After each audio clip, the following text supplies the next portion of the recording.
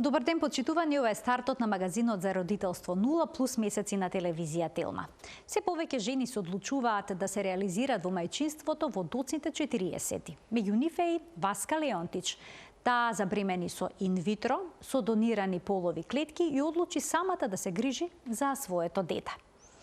Што значи возрастно, односно животното искуство кога станува збор за родителството? Дали е тоа предност или пак можеби проблем?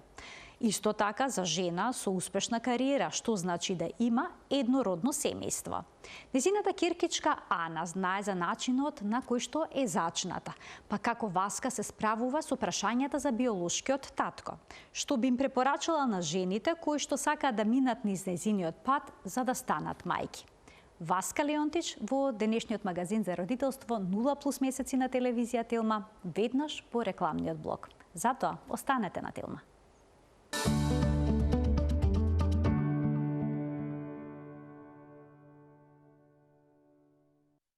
Како поминуваат годините, така се потешки обидите за забременување. Но како да се реализирате како родител ако времето минува, а немате партнер? Васка Леонтич во студиото на Телма, таа ќе зборува за незината борба за мајчинство. Добре ни дојдовте во студиото на Телма и добар ден, Васка. По долги убедувања и договори, еве конечно сме овде во студиото на Телма. Добар ден до вам и до гледачите. Баш ми е пријатно после многу време повторно во Телма. Ова актуелна тема од која прв пат објавив и сега, така да имам на оваа тема многу да се говори. Така да, што конкретно сакате, можете слободно да ме прашате. Така, ви имавте голема желба да се реализирате во мајчинството, но во периодот кога тоа го посакавте толку силно, немавте партнер.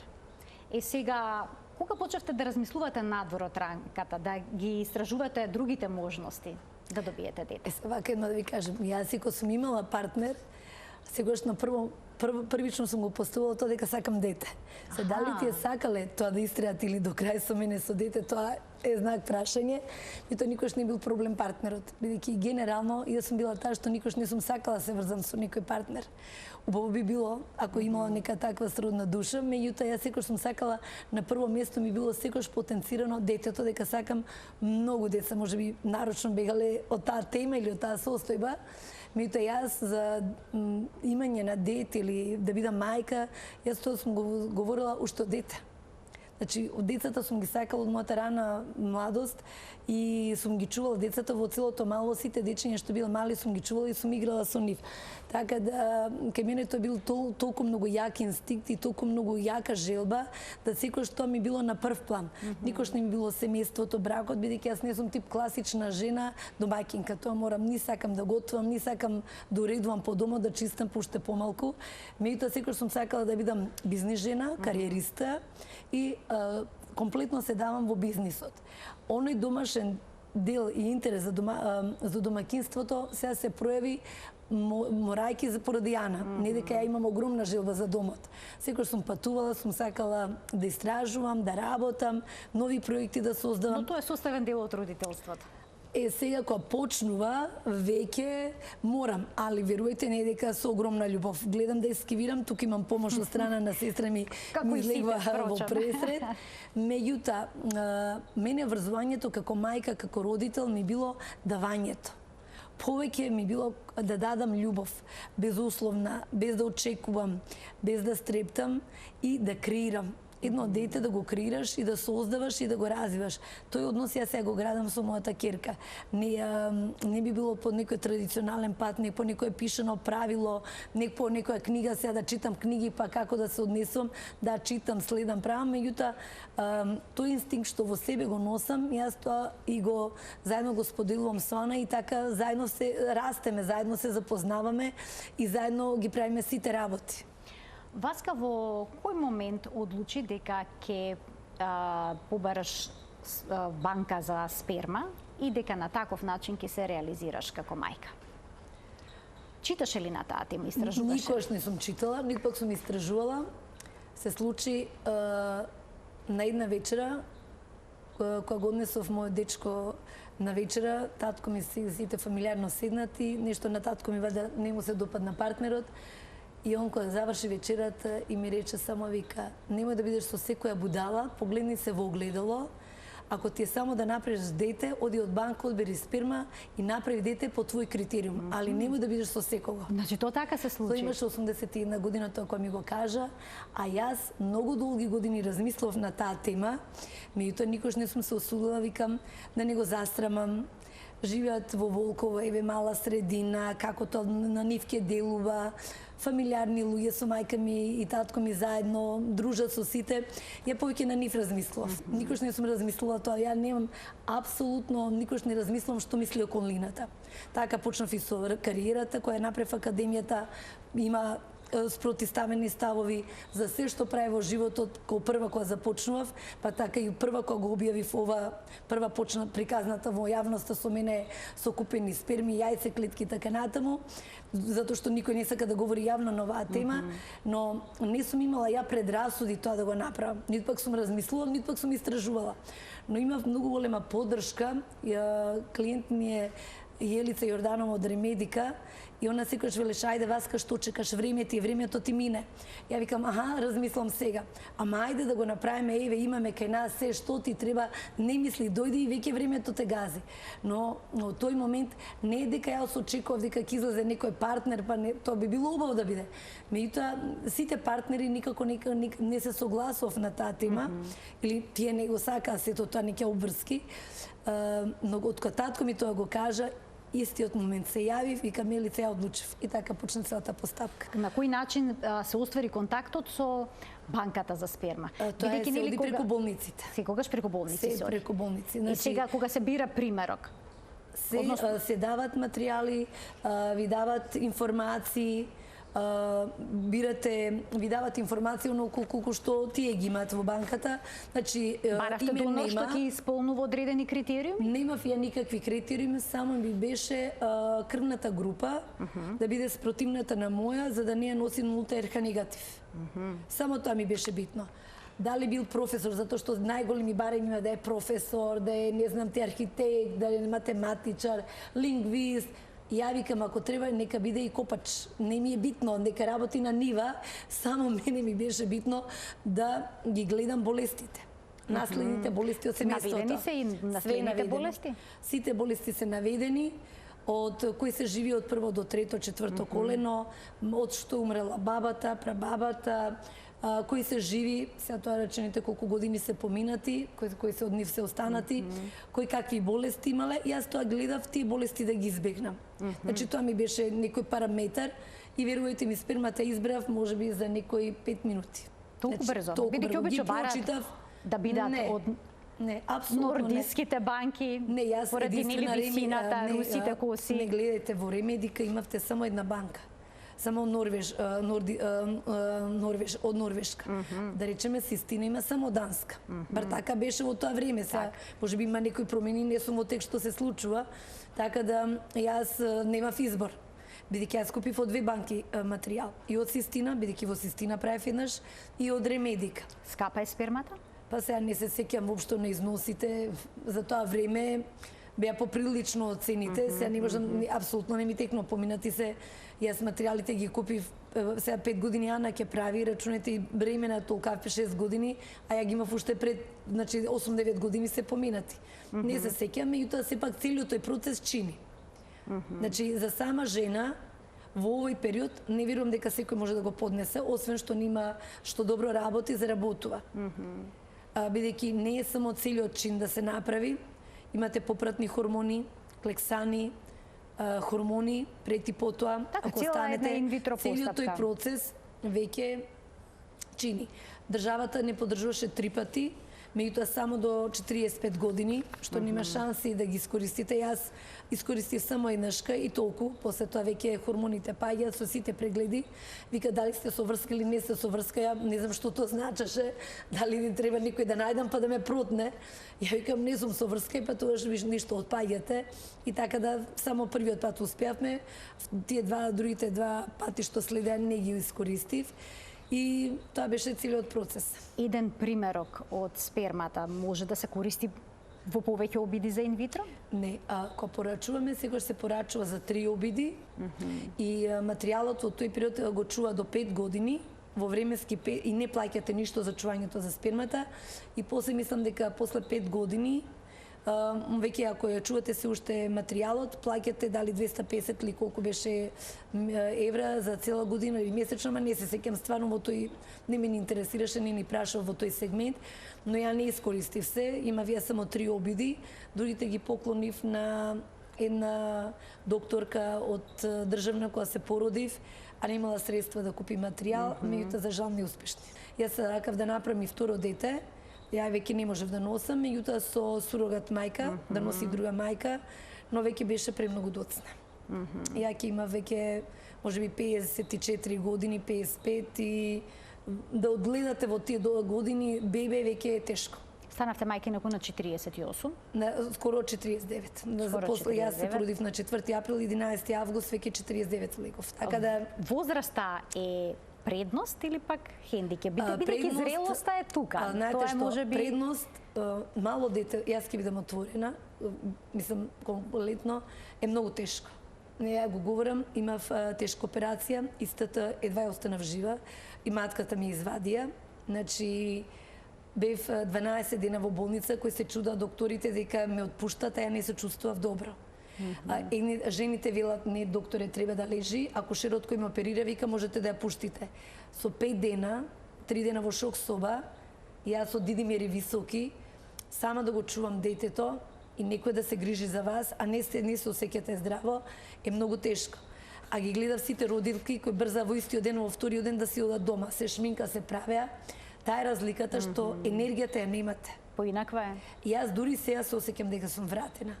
Првите 3 години, 2 години би беа хорор. Ја почнав на работа после 3-та недела.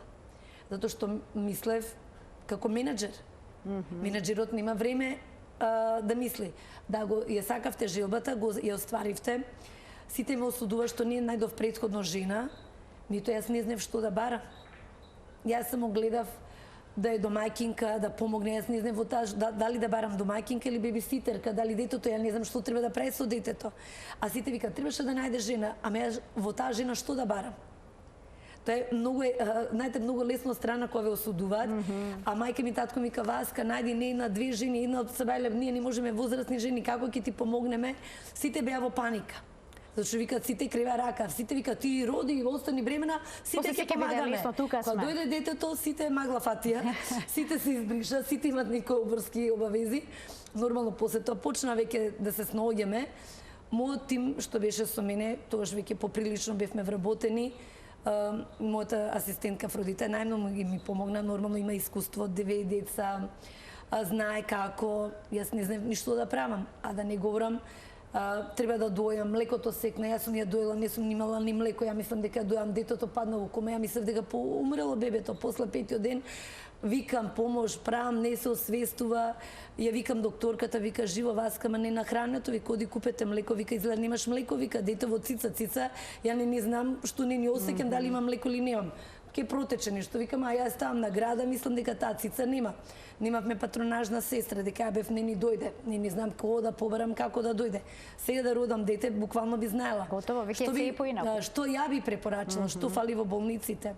Недостасува едукација на мајки, поготово на ние возрастни.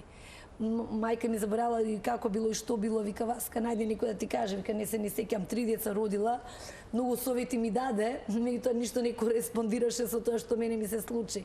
Така да клучна е подготовката. Не е лесно. Апсолутно. Значи, треба помош. И мислам дека пред да се породат, ја избегнував на таа тема дека првото бебе ми почина со партнер што беше и неќе буквално ништо да спремам, се оставав до последен момент. И купување на облека, купување на кревечето го купив месец дена пред, затоа што јас со првиот обид све купив. Уште првиот момент кога дознам дека сум бремена, тоаш беше на 38 години, ја буквално цела соба опремив. Од не знам ти што. После тоа толку тоа ми беше и падна во депресија и вториот пат буквално имав страв дека тоа дете ќе умре. Првите 2 години кога ме прашува новинарите, мене ми беше страв да дадам интервју или да зборувам на оваа тема. Така да што е кај возрастните луѓе, совеста е поголема, одговорноста е поголема, чувството и грижата за било што е многу поголема, за разлика кога сте помлади.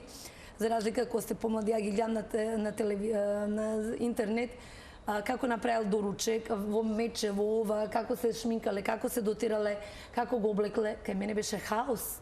Ја немав простор како да сликам или да фотографирам, а да помислам да направам оброк од мечко, од зајче, ја ден денеска не сум направила. Бидејќи вие гледате на детето да му биде добро. Гледате на детето што му фали, што му недостасува. Ја повеќе се грижам таа да биде среќна, таа да биде задоволена, ама на крај памет дека ќе земам тоа да го правам. Да не се ќе расположа, можеби во недела кога сум послободна, али такво нешто немам. Тоа може сестра ми овие торти ги прави што ги гледате, специјално со незе. Меѓутоа јас гледам да работам, да создадам пари, да ги исплатам сметките, се што е започнато, бидејќи вие размислувате... Да се направи хармонија помеѓу кариерата и семејството, така? А ја морам да работам. Значи, ја немам очекување кој да ми ги подмири сметките и трошоците. Во мојот коте, кога размислувам, ја не гледам во улица, кога одам, кој вика, помина не ми погледна. Ја не ги гледам луѓето по улица. Ја го гледам детето и во себе мислам, се носиш во градинка, па потоа отиде во банка, плати ги сметките, под банка отиде земи ги од упатот од градинка, па ќе отидеш на работа, тој клиент дошол, ако ти доцне некој клиент, тогаш полудуваш, затоа што јас веќе имам рок на работно време, не сум како порано, 4:30 ја морам да завршам. Сега клиентите полудуваат ако ја збеснам затоа што тие доцнат. Претходно немало проблем. Ќе дојде еден, ќе направам друг, па и измеѓу, аме ја од 4:30 морам да излезам. Моето време е веќе ограничено. Мене во моментот најскапо нешто во животот ми е детето и времето. Дека ја немам време да губам на кафичи, немам време да одам да се гледам по кој што ги гледам, ќе отидат на роден ден и прават момент, ја го гледам детето. Со кого игра, што му недостасува, како да му надополнам, како да се снајде побрзо и само да игра, бидејќи нема браче, сестриче, како да се снајде во таа околина, бидејќи мојата енергија, ја викам, имам години, не знам колку ќе бидам жива, на тоа дете треба да го спремам да биде самостално. За разлика тие мајки кои се млади, не го размислуваат тоа затоа што се млади, се чувствуваат здрави и зрели, кога имам време ќе оправам тоа и потоа, па и ќе се научи. Али ја гледам колку што можам сега повеќе да му пружам на тоа дете, од мене да научи, да ги стекне навиките до тие 6 години, за да може да и биде и незе полесно, бидејќи и таа, кога ќе дојде на 15-20 години, ја ќе бидам веќе во длабока старост. Колку ќе бидам јас силна на тоа дете да му пружам се? Тоа е прашањето. Така. Сега тука е моментот. Дали би се одлучила сега порано да ја би учила незето да го направи порано? Значи, не е проблем да родите, али колку сте вие психофизички здрави. Така. Кај мене не е борбата што мисли околината. Апсолутно тоа не ме интересира. Но прашањето, ја да се грижам за моето здравје, а при самиот пороѓај имав тешка ситуација. Значи, некој може да помине многу лесно во пороѓај, ви кажав, се фризира, се шминка, а мене никој не ме познаваше дека сум Леонтич. Сите вика да бидете во VIP просторија, а ја викам не, затоа што да не бе во VIP просторијата, можеби ја ќе бев мртва. Мене ми се случи да ми пукне плацентата во тоалет, кој ми дадоа да ставам чепче за клизма и јас се онесвестив и скрварив за кратко време. Да не беа жените во соба... Имавте среќа што имаше така со вас. А да бе во VIP соба, кој? Ја бев падната во тоалет. Значи, да сте минале на вистина низ големи животни предизвици. Огромно искуство. Значи, тие VIP соби, можеби за имидж, за све, меѓутоа не така се функционални во вакви ситуации. И затоа јас и од кога се породив, многу искуства и слушав дека имаше со едно дете родилки, со две млади првородки, но најголемото искуство и кога го правев инвитрото ми беше во собата од жените. Тоа искуство во ремедика и кога ги правев двете инвитрита, огромно искуство имав. Жените кои лежа до мене, имаше жената 15 будимка со две близначиња. Се неколку години разлика од Ана. Незиното искуство што мене ми го пренесе, можеби беше еден од многуте моменти да остане детето во мене. Значи, незините искуства 15 години кои ги поминала во Голгота да остане бремена, значи, многу значат, а немаме ние советувалишта. Немаме ние советувалишта, не каже кога го правите инвитрото што е потребно. Докторот ја прави процедурата, другото не го интересира. А после инвитрото, тоа ќе ја лежев 5 дена во кревет, не сум се ни бањала со лопата во измет, за да не станам, за да тоа дете остане. А првите 2 не, оди на инвитро, одам на работа. А тоа требало да се лежи, па да се пази, па исхраната. Значи, целиот тој процес бара голема жртва. Не само жртва, него информираност. Информираност, апсолутно. Никаде не пишува на интернет тоа. Така. Пазете, внимавајте, не кривете, тешко направите, не. Ја отидов право на работа. Па се карам со ученици, се расправам, дошле на час, не дошле на час и така натаму. Зато викам, неуспешноста не е секојаш од болницата. Неуспешноста може да биде и од неинформираноста. И од многуте работи, како ние треба да се однесуваме за време на инвитро, по инвитро. Многу компоненти се битни за да тоа биде успешно. А сега, кога сум како родител, после веќе 5 години ќе стане, не е срамот ми егале кој како размислува. Тоа е моја определба и мој начин на живот и секогаш ми бил мој став. Но прашањето ги гледам сега, за моето дете утре, треба државата да направи бројка колкава е огромна бројка, да соработува со болницата, да се направи некој кластер, да се види колкава е реалната бројка. Во мојата градинка ја знам 2. Не знам за повеќе, а може би има и повеќе кои луѓе не кажуваат. Ги пријавуваат како некој фиктивен татко и луѓето јако кажам, зборувате, говорите. Значи, се слуша со донирана сперма, така? Да. И за тоа не се зборува? Не се говори, а тоа не е во ред. Затоа што е подобро колку од мало детето тоа ја знае вистината, многу полесно и ќе се развива во околината, а нема голема бројка. На вашата ќерка и кажавте. Јас веќе она знаем. Се. Ја знае како, ја знае Прашува ли вистината. за својот татко? Бара. Бидејќи тука има биоетика, не, бара. Како? Она не знае што е татко. Меѓутоа кога почнава, она машкиот модел го нема видено. Значи, во моето семејство нема маш. Мојот татко почина кога она се роди на 4,5 месеци. Брат ми замина во Германија, короната фати и не се ни гледа малку, дали 20 пати се имат видено од кога е родена. Внук ми е постранство, значи она нема во семејството машки модел.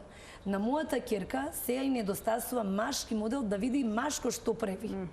Значи, што е тоа? Незината љубопитност е во незе и она не знае. И она вика да ме качи на ушка. Ма мене ме болат грбовите, имам веќе скривување на кичмата, веќе има 17 кг, кога беше бебе ја качував. Ама вика, благодарам на наш клиент, што беше она болна, беше во салонот, беше малечка и сега на ушка. И тој ја земе Делчо Балковски, наш долгогодишен клиент, и она ја стави на ушка, го фати плафонот, леле, мама го фати, ви она ден денеска го памти тој момент, прв пат некој да ја качи машко на ушка, и она го фаќа плафонот и вика, леле, кој ќе ме качи пак? Раскажува дека тоа е чувството да сознае, она не знае што е татко. Затоа што татко треба да го живееш секој ден. Меѓутоа, таа бара мисли дека тој е силен, тој е поим, дека ги гледа од градинка кој ќе зема децата, некои татковци ги стават дечињата на ушка. И за неја е машкото, таткото, демек мора детето да го стави на ушка. И она се цел време тоа го бара. И тој момент се погоди, господинот ја зема, она ја стави, ја качи, она цело време се вика, качи ме на ушка, качи ме на ушка. Значи, кај децата треба моделот за татковство да сознае што прави мажот. Значи, моделот, што е улогата на тој маж. Јас се тоа го барам како? Барам да има тренер по тенис машко, тренер да биде во атлетика или било, за да оно од близко гледа што прави еден маж. Како се однесува во комуникација, да направи разликата меѓу мајката и машкото. Она на таксистите ми каже, тато, овој миле, кој беше дете? Сега веќе ние зборуваме. Јас како ја кажувам? Имам татко, имаш, ама е далеко, никош нема да го видиш. Дека кога кажат дека нема, беше натажена. Разговарав со психолози, ќе кажеш дека има. Купивме глобус. Покажам на кое растојание. Ние од тука до таму не можеме да стигнеме. Али ги добива сите информации што ги имам од болницата. Дека бил згоден како Бред Пит. Дека ти си убава на тато. Ги имаш очите на тато, бојата на очите на тато. Ти си паметна на него, силна на него, дека мама е поспора, мама е дама, мама сака да седи, да ужива, а ти викам си силна, храбра. И она се успоредува. Имаш глас на него, мама има груб глас, мама не пее. Значи сега сето тоа што ја го немам, го префрлам кај таткото. И она сега тоа така го поприма. Ама мама, сакам да го гушкам, сакам да ме качи на ушка, викам не можеме. Значи ја не ја лажам, ќе биде, ќе го видиш. Значи ние нема да го видиме. А го знаете псевдонимот? Да. И она потоа си го кажува. И како се вика татко ми, го кажуваме и по псевдонимот, го кажуваме името. Не може да го запамти, е многу тешко. Меѓутоа го говори. А имате ли право утре да добиете одредени информации за тој донор врз основа на неговиот псевдоним? Банката може да ја направи тој спој, ја да поднесам барање, да се пронајде донорот, доколку тој има желба. Но јас тој чекор го размислувам, се до оној момент кога ќерка ми, кога ќе порасне веќе, кога ќе биде зрела и психофизичка да размислува, дали таа има желба за такво нешто. Доколку таа изрази желба, ја би тргнала по тој пат. А дали знаете дали тој донор има всушност уште деца, бидејќи има јас тоа кога го направив, тоа не беше ни во брак. Значи не беше во брак. Не, во однос на неговата, тој бил донор на сперма и потом може да се купат примероци. Во одредени земји како Австралија имало некои ограничувања дека можат да имаат до 3 деца. Прашањето ми е дали имате информација, дали има некаде братче или сестриче на светот? Не, немам, таква информација не. Бидејќи имаше некои скандали кои што ги пратија банките за сперма, еве да јас најдов на еден донор со псевдоним Starbucks кој што имал 142 деца во Америка, или пак жена која што во Америка родила бебе со генетска мутација, со џуџе страст, иако пишувало дека донорот бил некој висок човек. И сега едно ќе ви кажам. Вие да го направите детето и со вашиот сопруг или со вашиот партнер, не знаете што ќе излезе. Така е. Такви генетски пореметувања има, никој вас не може да ви гарантира. Ја имам пријателка кој и трите деца се со проблем. Значи, еве го партнерот, мажот здрав, сите испитувања, кај не ги прати испитувања по Америка и каде ти не, и огромна желба им беше да имат едно здраво дете, 3 деца родија, и трите деца се со проблем. Нема правило, тоа е генетика. Некош можете со партнерот 3 деца да имате проблематични, да се разведете, со друг партнер да имате здрави деца. Дали некој спој, што се случува во таа генетика чудна, тоа е толку истражуваат луѓето, меѓутоа уште нема некој одреден цел или некоја одредена дефиниција, меѓутоа ќе кажам, ја не сум размислувала. Јас сум рекла ќе го направам, што ќе биде нека биде.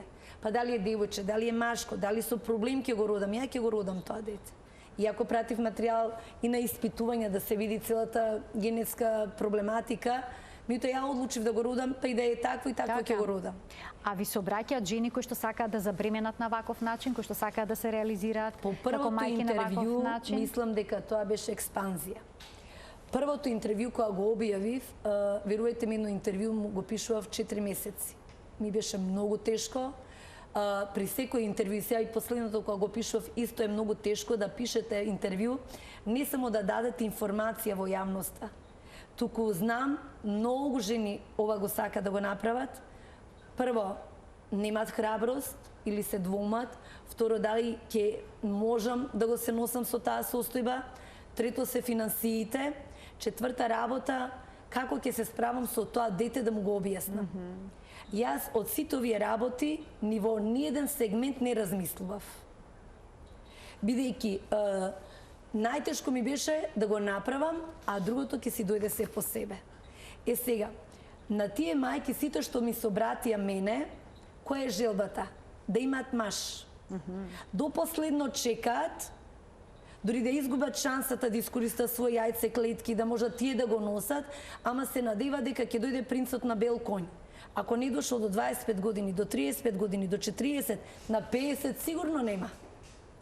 Проблемот не е во мажите, во нас е. И никој не размислил дека ние сме тие што дали ќе сакаме да останеме со партнерот и да го направиме тоа или не. Ја не ги осудувам мажите, моите партнери. Има прекрасни врски, прекрасни партнери. Проблемот беше секогаш во мене. Ке почнев, кога ќе дојдеше моментот до мажачка, до сериозно, ја бегав. Не кев да бидам домаќинка, не кев да перам чорапи на некој, не кев да го правам тоа. Бидејќи ја ден денеска не го сакам тоа да го правам, а тоа е обврска на секоја жена. Сака ли не? Ако имате пари да платите 5 хигиеничарки, нема проблем, ама кога ќе отиде хигиеничарката, имате обврска и вие тоа да го направите. Ја бев реална пред себе. И ден денеска сум тоа. И ако нешто ми е, тој сегмент ми е најтешко. Но на жените што им давам совет? Прво, расчистете со себе. Не тоа е ќе го родам, пред цел свет да се прчам, да се фалам, станав мајка, ама што потоа со тоа дете? Ве нервира, ги не можете старите навики, сакате да се дотерате, да се облечете, да излезете на кафе со пријателки, ќе дојде роденденот, среќни сте, одите на детски роденден, ќе седнам на кафе, ќе пијам, ќе прам, пуштете го детето, очи ќе извади со некого, пуштете го, супер роденден има, ја идам во живот. Ја тоа не го правам. Ја имам одговорност кон тоа дете. Знам дека моја Ана знае да се степа. Знам дека моја Ана може да го турне некој дете. Знам дека моја Ана може да натепа некој дете, дека е своја, дека темпераментот е тој. Ама ја имам одговорност како мајка да внимавам на другите деца да не направи штета. Или пак не за некој. Ама нема да седнам на кафе, да пијам и да зборам, а детето да го оставам за да си го поминам денот. Јас дека дома не имам живот. Значи треба добро да размислат тие за овие работи што сега ги потенциравте. Истите работи, истите навики, еден период од животот, првите 3 години ќе ги забравите. Јас еден дел од сегментот од мојата кариера, среќа ми се поводи во несреќа короната. Сите викаат, леле, корона, ја бев срекна, ја бев на одмор. Да можам со детето да отидам во парк. Го родив детето, почнав на работа, ја плачев дека не можам своето дете во 12 сат да го однесам да го прошетам во парк, дека го прават бебиситерките и жените. Таа се преврза за 2,5 години за бебиситерките, не ме сакаше, ме буткаше. Тоа сигурно не е седно. Воопшто. Ама викам, ќе прифатиш, во името сакаш работа, сакаш и дете. А менаџер си сама. Што си барала, тоа ќе го добиеш. Па наоѓав начини како таа мене да ме сака. Затоа што мене ме гледаше на спиење. Какви начини вас наоѓавте? Начини како? Го правев тоа што не го правеа тие. Не ги учев бебиситерките, немој да зборуваш така со незе, не го прави тоа, кажи го вака, мојот систем е ова, немој вака, ја пуштав. Јаделе, не јаделе, шетале, цел ден по кафичи, по зоолошки, по лево, по десно. Кога ќе дојдеше дома, кога ќе дојдеше викенд, ја се правев што таа не правеше. И така полека се приврзуваше за мене, инаку не ме сакаше. Бидејќи зашто? Ги правеше со незе најбавите работи. Мама што прави? Ја бања, ја учи да кака, ја бања, и печело ночите, ја кубе за скова, затоа што на бебиситерката давате се готово. И од 5 сат кој ќе ја земам, доваѓа најнеспосакуваниот дел, кој треба да ја ранам, треба да ја спремам за бањање, треба да ја бањам, треба да ја легнам да спие, не се шета, сака зоолошка градина, сака парк, цел ден да игра. Вришти, неќе да си дојде дома, бидејќи со бебиситерката се навикнале по цел ден да бидат, немале ред, утолку да спие, утолку да јаде, утолку да легне, цел ден биле надвор. Јас се дојде мама, почна градинка, има ред. Утолку во градинка, толку ужинка, толку ручек, толку доручек, утолку да легне, неќе да легне, навикната да спие доцна. Менаџерски пристап. Не го мора да има ред. Детето мора да легне рано од себе. Ако не спие, станува нервозно. Ако не јаде на време, таа е нервозна, после не се јаде. Сега ја бев вештицата. Сега како таа вештица да стане самовила, тоа беше период, еден процес, цело време полека ли знаат, сите со мене кои ќе отидат во парк се чудат, сите деца одат дома, таа сака до крај ме удира, ме мава, мкнам колички, незе во рака за да ја земам дома да ја облечкам. Олуја има, врне незе, не смета ни дошни олуја. Одиме на роден ден и она е последна, вришти, легнува на земја, нека да си оди. Не дека не ја шетаме, не дека не ја носиме, меѓутоа тоа е во незе. Тоа си се развојни фази, на крај на криштата, децата така се однесуваат. Родителството не е едноставно. Тој период морате да свати дека немате приватност. Се замислите да имате сопруг. Треба да го задоволите мажот. Треба да излезете со сопругот. Значи, вие не можете да бидете 5 години само мајка. Мојата среќна околност, која сум сама, не размислувам дали косата ќе ми биде измиена, дали ќе имам ногти црвени, дали ќе бидам нашминкана. Јас сум посветена на детето.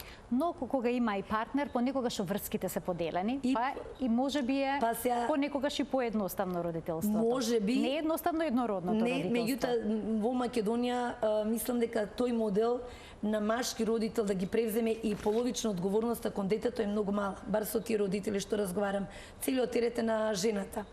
Меѓутоа нормално дека кога се двајца се поделени обврските, барем во псика, што?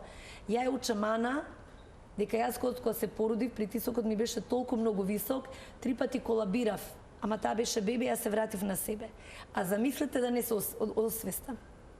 Ја ја учам. Ако мене нешто ми се случи, како да отвори вратата, како да чукне кај соседите да побара помош. Сега таа младата мајка го нема тој момент да размислува. Многу склопот на размислувањата, на воспитувањето на детето е поразлично. Дека ја созревам пред време. Советувате жените што порано да се реализираат во родителството? Мој совет да. Убаво е, не велам не, меѓутоа доваѓа се, јас сум не сум во менопауза, јас сум веќе во климакс на вештачки начин. Исклукана со хормони кои не се чистат, подуена како балон, задршка во телото, вода да не говорам. 5 години се мачам како со попат на детоксикација, да ја отфрлам таа вода, отоците да спаднат од мене, затоа што јас бев избомбирано тие хормони кои ги примав. Тоа не е процес преку ноќ. Тоа треба време. Ама откога ќе се породите, што попрво, дали на себе, да се му потребна на тоа дете. Ја нема време за себе. А да не говорам за кариерата. Ја можев од кариерата само еден сегмент да работам, тоа беше само салона зубавина со клиенти. Школото направив 2 девојчиња, направив футка, реков грешка. И тие ме освестува 2 девојчиња кои се откажа од обуката затоа што немаше реални шанси тоа да се заврши, им благодарам. Од овој аспект се ако размислам дека многу правилно постапиле, короната се погоди, не работевме 2 години, одевме на работа, меѓутоа не, јас можев да се посветам на тоа дете и од тогаш да почувствувам што е право мајчинство. Да го предадев на бебиситерките, немаше можеби вака да размислам. Ке ми беа многу работи олеснети, меѓутоа немаше ништо да почувствувам, никако оди, никако прозборела, што јаделе, ништо тоа немаше да знам. Моменти кои што не се повторуваат. А не се повторуваат. Велам, секој е зло за добро, но советот кој го давам на тие што доваѓа да се советуваат со мене, да го направат овој пат, е една работа. Да расчиста со стравот, дека детето ќе дознае дека купила сперма. Ќе дознае детето дека купила јајце клетки, дека носи други гени од друга мајка. Јас сум мајка. Ја го родив, ја го носев 9 месеци во мене, со моја крв е помешано и моето воспитување и моите гени ги носи. Дека ја не купив само сперма, купив и јајце клетки од друга жена. Аха. 2 работи. И со 2 работи се носам. И тоа го знае. И она која вика, мамо, не тебе вика, ја викам другата мајка. И процесот на работа, како ја направив, не викам штркот те донесе. Мама отиде да купи материјал и сега ќе одиме во болница во Ремедика да види како доктор Зоран Петановски, прекрасен доктор, топло го препорачувам, имаше тако фантастичен однос, така е на сите мои хирови, на сите тие хормони што јас ги примев, бев страшно нетрпелива, нервозна, мислам дека болницата ја крена во воздух, целите обиди, ме смири и толку на фин начин сето тоа се направи, да знае од која болница е купен материјалот, каде е тоа направено, ја однесов каде сум породена, да ги запознае сестрите, ја запозна кој прв пат ја покажала на мама докторката, акушерките, со нив се дружиме цело време, да го има тој однос. И таа го знае уште од сега, бидејќи ги имам тие сите книги, како е процесот на инвитро, тие деца, затоа велам, државата треба да се загрижи ова да биде нормално, бидејќи има голема бројка, не сме 1-2. И тоа веќе да биде многу нормално, кој ќе порасне разработено по пат на инвитро, еднородно семејство, како што се викат самохран родител, еднородно семејство има разлика. Бидејќи тие што се самохрани родители, знаат, имат татко, починат, имат баба, свекр, свекрва, има гените ги знаат, колената ги знаат. Ана нема од таа страна никого да знае. Може би ќе знае, а може би никогаш. Ќе знае само мојата страна. И затоа сметам дека државата треба да се размисли да направи кластер за еднородни семејства, а бројката е голема, не поради тоа да добиваме некои бенефици или некои пари или такви работи, туку да се знае бројката и веќе во програма да влезе што значи еднородно семејство. Ја не сум прва со еднородно семејство. Јас кога ми се јавија многу, кога објави во интервјуто, од кога го објавив интервјуто, почна сите да па не си само ти, јас сум, па ја го направив, па вака, па што не пишавте, што не кажавте, што не пишавте пред 15 години.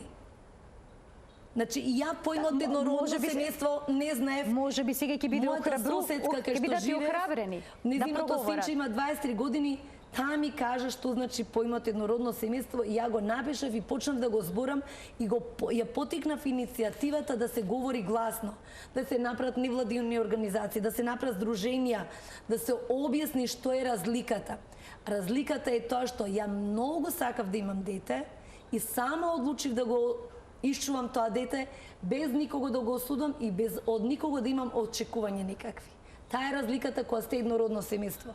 Кога сте самохран родител, починал сопругот, сте се развеле, па милион проблеми, осудувате сопруг, осудувате свекрва и така натаму.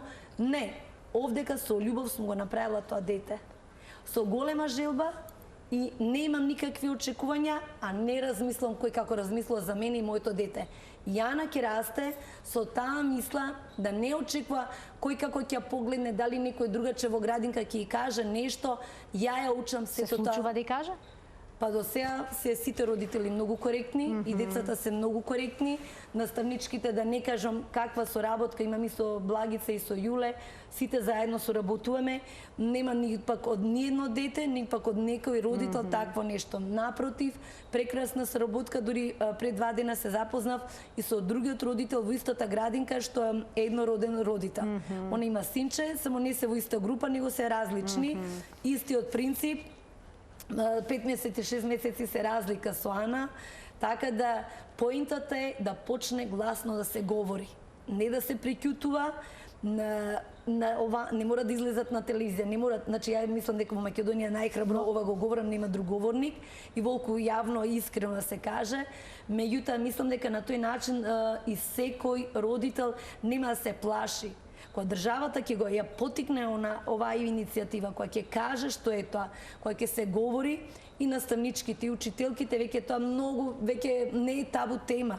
Затоа што веќе многу има жени кои го направиле, меѓутоа да не користат трети, четврти мажи како параван, па децата да дознаат на 20-30 години, па потоа да почнат проблемите. Колку е порано се знае вистината, толку е подобро. Така и велат психолозите. И реалноста е таа. Значи, реалноста е таа. И ние сите тие работи ги раскажуваме и ги кажуваме. И таа веќе од самата сега свест знае дека нонсенс, дека ќе го запознае.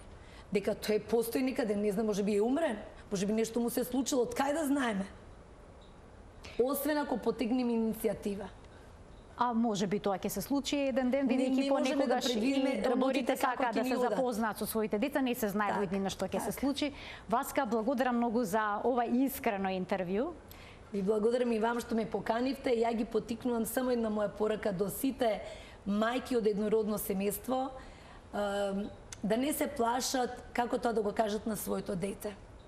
Бидејќи е многу полесно да го кажете тоа дека е мало, и да ја развивате таа приказна како што ќе расте, отколку да чекате да порасне, па како гром од вредро небо да му биде шок. И да го измести комплетно од рамнотеж. Тоа мислам дека тоа не е добро, вие се штитите себе си, да имате целосната љубов од детето, а од друга страна, тоа дете понатаму кој ќе порасне, што ќе преживува, како ќе се чувствува, како ќе му биде, бидејќи сега мајките се штитат да им биде полесно. Супер, како играчка, одам во кафич, види имам дете, па да се пофалам, да се прчам. Јас сакам да се прчам, ама на друг начин. Детето да ја знае вистината. Може би сега е боли, може би пати во себе, верувам дека има такви моменти. Една случка само ќе ви кажам. Тоа се случи летото, кога излегувавме од градинка. Мене ми рече, мама, јас сакам да го видам татко ми да се качи, почна да плаче. Ме гледа една мајка, викам, одете. И она вели, ама јас сакам татко ми да ме земе, да ме гушна. Ја викам, Ана, ние не можеме да го видиме никогаш. Тоа мора да ти биде јасно. Одиме дома. Она зима се шкрта со пенкало.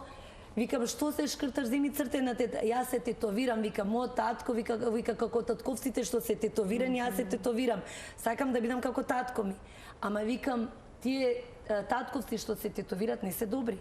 Роналдов, најдобриот фудбалер, не се тетовирал, бидејќи да може да дарува крв, други животи да спасува.